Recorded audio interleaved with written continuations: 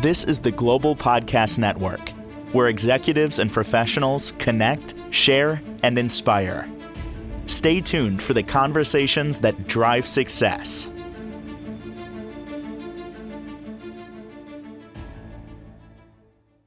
If I had to give a title to this podcast, it would be Stuff You Think About or Deal With, but nobody really talks about it. Talking about the intimate part of our lives. And sometimes life gets in the way, and sometimes that changes in your relationship, and you got to navigate through that, and you're not really sure how. And then sometimes you don't even talk about it because it gets uncomfortable with your partner. We're going to talk about sex therapy today. What does that look like? When you have an appointment with, let's say you got to that point, what do you really talk about?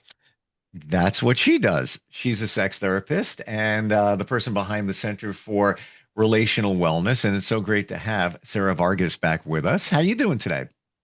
I'm well. Thank you for having me again. How are you? Good, good. Yeah, the therapy in general, some people have an aversion to it. Sometimes you put it off. You don't want to go, especially if it's couples therapy. And understandably, because we're going to get a little personal and things are going to be discussed and responsibilities and relationships, et cetera, et cetera. Now let's take it to this level where there's a disconnect with the intimate part of that relationship. And now there's a deeper conversation going on here. I think I give a lot of credit to people that go to a sex therapist. I really do. Me too. I mean, it takes a lot of courage, Mm. right? It's really scary. I mean, regular therapy, like individual therapy is scary, then couples therapy is scary, and then sex therapy is terrifying. I think a lot of folks too have this idea about what sex therapy is, but they don't really know what actually goes into sex therapy, right? Like I've heard of folks thinking that, when they come to see me, that I'm going to tell them exactly what to do and how to do it and all of these things, right? But it's actually a lot more complicated than that, right? I'm not going to necessarily script your, sexual fantasies for the two of you to act out, right? We actually have to talk about what it is that you want. When did the issues start, right? It's a lot like regular talk therapy, regular couple therapy, where you're doing like a thorough assessment. Like, when did this change? What are your belief systems? Is Mm. there any physical, like biological component having an impact on your sexual relationship? Is it all emotional?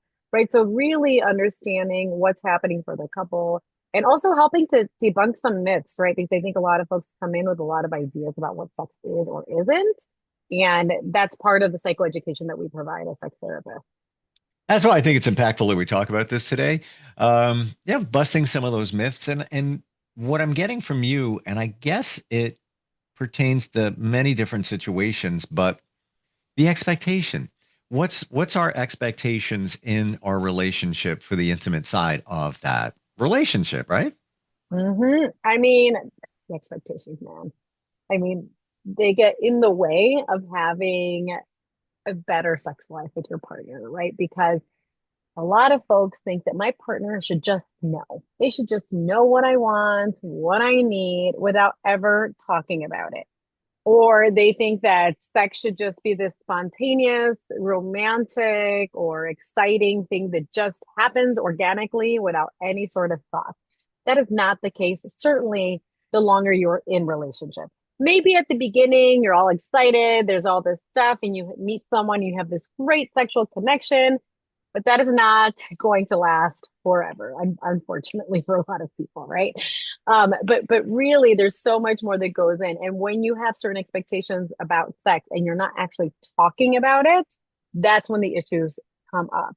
And then I think there's a lot of things that inform expectations, right? Like there's cultural components, there's gender components, there's societal components, right? All sorts of things where these expectations are coming from, and if no one's talking about it, you're going to be really confused and really disappointed. Would you say when, I don't want to say a problem, when things change in a relationship and you don't talk about it and it progressively gets a little worse and uncomfortable, the more time you don't discuss it, the more Oh, challenging, dare I say, worse it's going to be. yes, 100%. You start, it's like, let's say you start off with a little creek, right? It goes into a pond, goes into a lake, goes Hmm. into a gulf, Yeah. right? And so you have to talk about these things. It gets harder and harder to do that. I love the couples that come in before there's an issue. When they recognize, like, you know what, we are different. We come from different places. I want us to be able to talk about these things before it becomes a problem, because it's a lot easier to cross the creek than to go through that gulf. 100%. Yeah. And then Hmm. along the way, when now your partner's on the other side of the Gulf or the ocean, Hmm. then there's resentment, Yep, animosity, on and on and on and on that starts developing from the bottom of the creek, if you will. exactly. And then you can't even get to the sex. When folks come to me and they're across the ocean from each other, and they're like, we have to fix our sex life. Well, we can't even get to your sex life until the two of you can figure out how to talk to each other, Again. right? Because exactly, because how are you going to have sex or even hold hands or kiss if you can't even talk about the kiss, Yeah. right? Like, and so we have to start from, the very beginning, taking really small steps. And it goes kind of slow, right? A lot of folks get really frustrated because they're like, I'm coming to you, give me a formula, let's do it, when it doesn't work that way at all. Well, everything is individualized. It's not like you're going to say, "Oh, wait, hang on just a sec." Yeah, yeah. Follow the. Here's a prescription for, knocking boots later. Hey, do that and let me know how that works out for you. It doesn't work that Exactly. way. But some people think that that's how it works. Yeah, and not the case at all. I would have to imagine that every session you've ever had with an individual or couples, they've always been different. Nothing is ever the same. There's been, maybe little pieces here and there. Mhm. Yeah, we haven't hooked up in a year, whatever it might be. But short of that, the dynamics are always different. Exactly, right? Like the resentment is coming from a different place. Your upbringing is different from the next person, Mhm. and that is definitely going to show up in your sex life, right? Like how I view sex, how I talk about sex, how I talk about different issues in my relationship.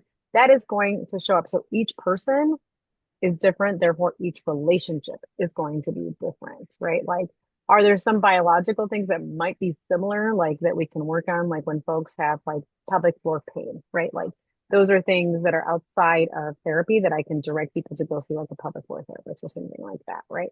But what's leading up to the pain, right? We talk about those sorts of things. Does that Sure. feel like it makes sense? Yeah. Oh yeah. Mhm. And now let's add into it childhood trauma. I'm not referring to um, sexual trauma or abuse, although that can be. Hmm. I'm just talking about, the things that we experience in childhood that pilot us as an adult. And Yep. it's old programming, but we still use it, and that can get in the way too. Oh, absolutely, right? Like, you might be talking to your partner about something, related to your sex life, and you feel really uncomfortable about one of their responses, right? A lot of the time, if you are not aware of where your discomfort is coming from, right, you're gonna respond in a way that might not be very helpful to the conversation about your sex life, right? You might be responding to something that happened in your own childhood, something that felt familiar, Mm, something that reminds you of the way that your parent talked to you, that evokes a lot of insecurities, yep. right? Or either about your body, your sense of self, all of those things, right? So, yes, your upbringing is absolutely going to show up. What would you say in terms of people that come before you, the percentage of it being a physical issue versus a, yeah, call it mental issue? And with that, I'm also referring to um, relationships and things like that, versus like, yeah, this physical issue. Things have changed, whatever it might be. Could be meds, whatever, but it's still Hmm. physical. What do you think the percentage is?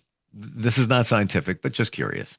Well, the percentage is hard to kind of get to, right? But I would say, gosh, that's tough. I'm gonna say Ish, like ish, big ish. 80% is more emotional, even with the Yeah. pain, for example. Like your body responds, right? Like your body responds to stress. to depression to all sorts of things, right? So if you're feeling super, super anxious, I'm gonna, think about folks with vulvas, right? If you are super stressed, super anxious and whatnot, you might carry your stress in your pelvic floor, which is going to cause your vagina to tighten up, which is going to cause a lot of pain, right? And so that's not actually something biological. It's that your body's responding to the emotional stress. Then, on the other side, there are folks like, let's say you're taking high blood pressure medication, diabetes medication, those sorts of things. Those things will have a direct impact on your erection, on how you're lubricating, right? All of that stuff. So it's, and then you add in the depression or anxiety associated with your medical conditions. So now you have multiple layers impacting your erection or your vagina. Yep. Oh, you woke me up with those words. I'm using, the medical terms. We are being real here. That's what it's about. Yep, These are the exactly. things that we think of, but we don't talk about. Yep. Individuals versus couples. How does that look for you? Is it like a 50-50 spread? What do you think? If you're coming to me for sex therapy, usually it's a relationship, right? Because if you come to me individually, it's hard to do the work without your partner there. If you are in a relationship, it's hard to do the work because it's also unfair and kind of shaming to put all of the responsibility on one person, right? You can't do all of the work yourself for a relationship. That's nearly impossible, right? If you're an individual and you're not in a relationship, sometimes it's not a problem, right? It's only a problem when you are with someone, right? Whatever the condition is. Now, there are different things that can be happening, right? Like maybe I'm just really uncomfortable with sex altogether and I want to talk about these things, right? I want to figure out how to do this. I want to get more comfortable in my own body. I want to get comfortable with masturbation, those sorts of things. But if you are in a relationship, I will 1000% encourage that the couple show up, not just the individual. Gotcha. Okay. Mhm. I have to, I don't think I've ever asked this question. Why did you gravitate towards sex therapy as opposed to being a traditional therapist? I like this question. Because it's very connected to the type of work that I do and how I do it. For me, I think sex is always looked at as such a taboo and as if it's a separate entity from the person, right? Where it's not, right? Like you have to look at a person holistically. All of these parts make up the person, right? You can't really separate this part of yourself. And so for me, I'm Latina, and for me that was really important to be able to have this cultural lens to normalize, right? That this is Mm, also part of who you are, right? For a lot of folks in the Latino community, um, it's really stigmatized to talk about sex Hola, hola, altogether hola. We don't talk about that. at all, right? Like you don't talk about it. There's a lot of shame. Yeah. And then it's funny when I work with Latino couples, a lot of the time I'll have, let's say a male and a female, and the man will often defer to his wife when I ask these sorts of questions as if they're asking permission to speak on their sex life with another woman, right? And so I'm very aware of those Mm, cultural differences. wow. And yeah, so we have to navigate those, right? So that adds another layer to these conversations, right? Like the real implications of the cultural differences in your sex life. Mm. So And would you say that, if you're having some challenges, doesn't matter what they are, to release the responsibility? Like so many times we beat ourselves up, but maybe it's not your fault or just your fault, if you will. no, it is not like, and that again is so shaming, right? Where it's like, it's my fault, like I can't have an erection, or it's my fault I have pain in my vagina, right? Like, no, it doesn't really work that way, right? Like you also have to create a sense of understanding, compassion, right, in your relationship so that you can feel safe, right? And so that you can talk about these things. It really is a relationship issue. I don't look at it as like it's this one individual's fault or problem. It's like, how did we get here? Let's understand the dynamics that are contributing to the issue, right? It doesn't help to blame one person ever. What does a session look like? How deep does it go, if you will? Yeah, all of that. I mean, we don't go into complete detail, but just to get an idea. Well, if I'm working with a couple, it's a very structured process for me. Okay.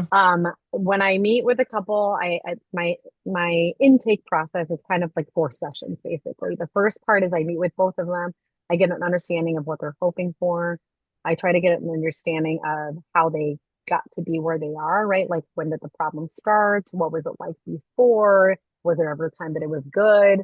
Those sorts of things. Then I separate the couples and I meet with them individually. This is so that I can get a thorough assessment and understand a sexual history, right? That includes like your previous partners, that includes your relationship to masturbation, that includes when did you go through puberty, like really understanding thoroughly who you are, both physically and emotionally, and where that came from. So each person gets an individual session. And then on the fourth, we reconvene, we kind of review. Are we still on the same page about the goals? And then we go from there. So it's quite in depth. Hmm. When you talk about somebody's history, would it even be how were things when you were with your ex, or before that, or before that? Yep, I take a full relationship history. That I can want to be, know. I gotta imagine it can be a little uncomfortable when you're sitting there with your current partner. I do that individually, Just, intentionally. just checking. Yep, nope, that is definitely an individual. Oh, And then I I'm make it. just seeing what could come from. Oh, so you 4 times a week with them? Really now? Oh, okay. No, that's why we protect the space Yeah. because we cannot do that.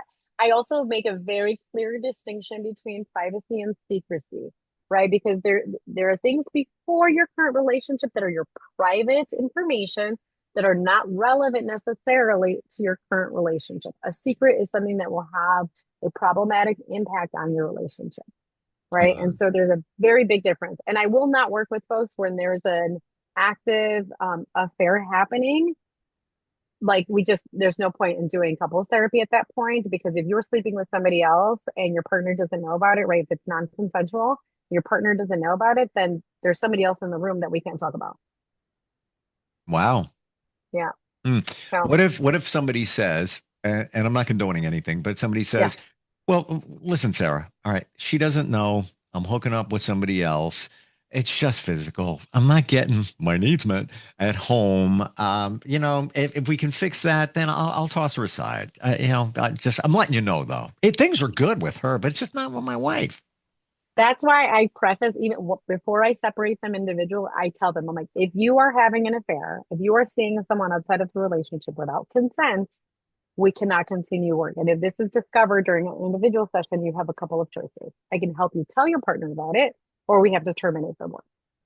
And I'm very clear about that because I would be helping you be dishonest, right? And we can't do any work if you're not being honest, right? Like you And have to be transparent.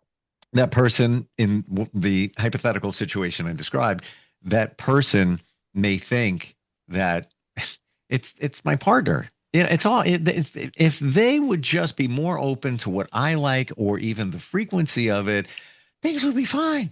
But they're failing to realize that it's a relationship which takes two.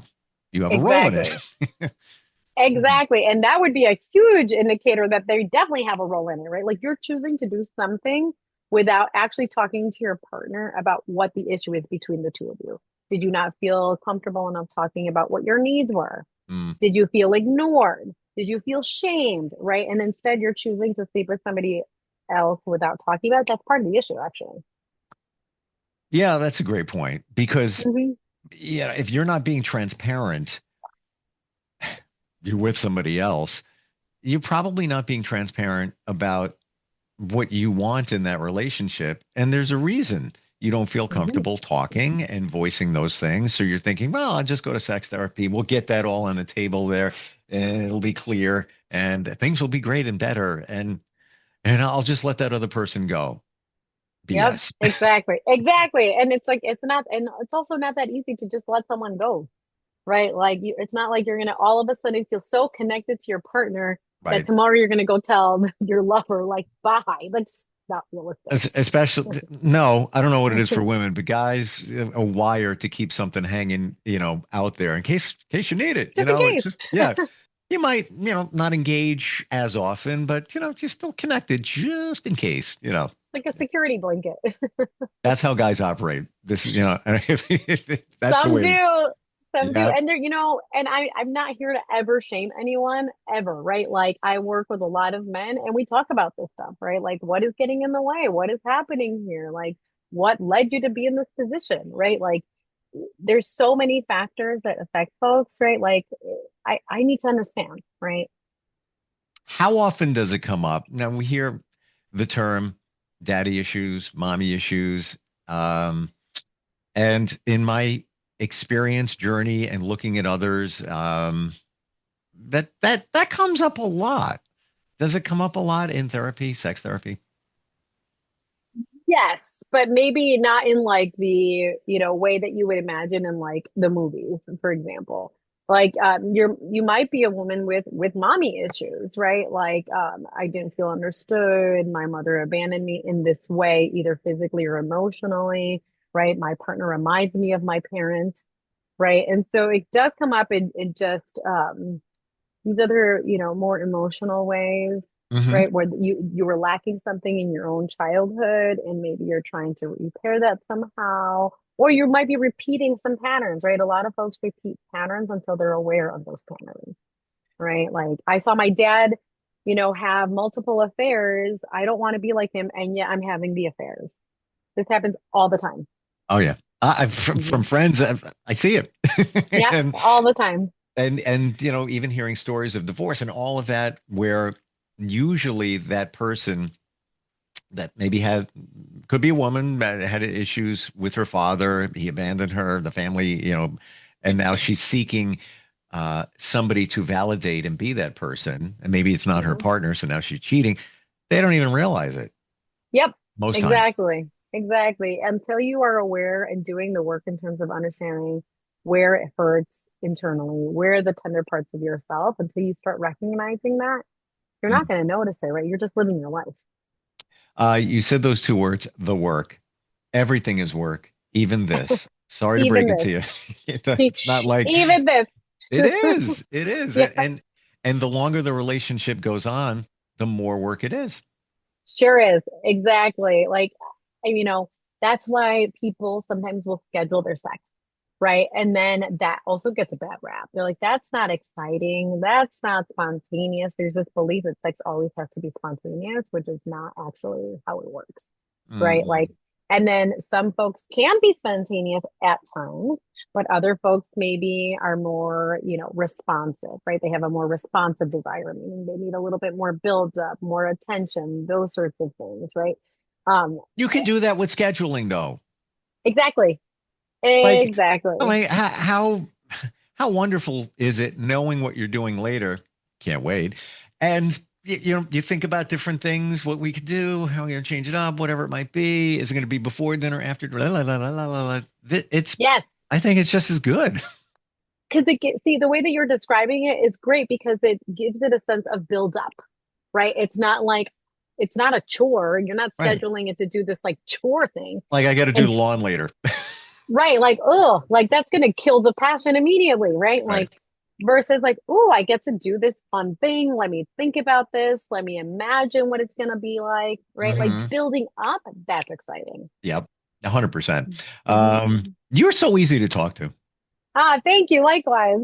You really are. And especially with a topic that can be a little bit challenging. Um, Tell me how you can help people. Some of it you're in Illinois. Some Yep. of it needs to be with people in that state, but you can also help others depending on what it is virtually elsewhere. Yeah, exactly. So in terms of actual therapy, I do have to work with folks who are living in Illinois. Outside of that, I can do consulting and coaching and supervision, right, for clinical folks and those sorts of things outside of Illinois, right? So that can be anywhere else. So, final question And here, just to understand. I'm sorry, go ahead.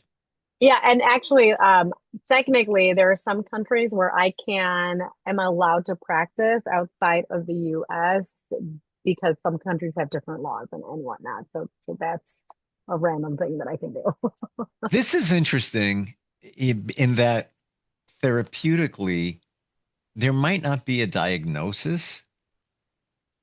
If it's a true therapy session where it could be, okay, well, it looks like you have signs of this, or, whatever Hmm.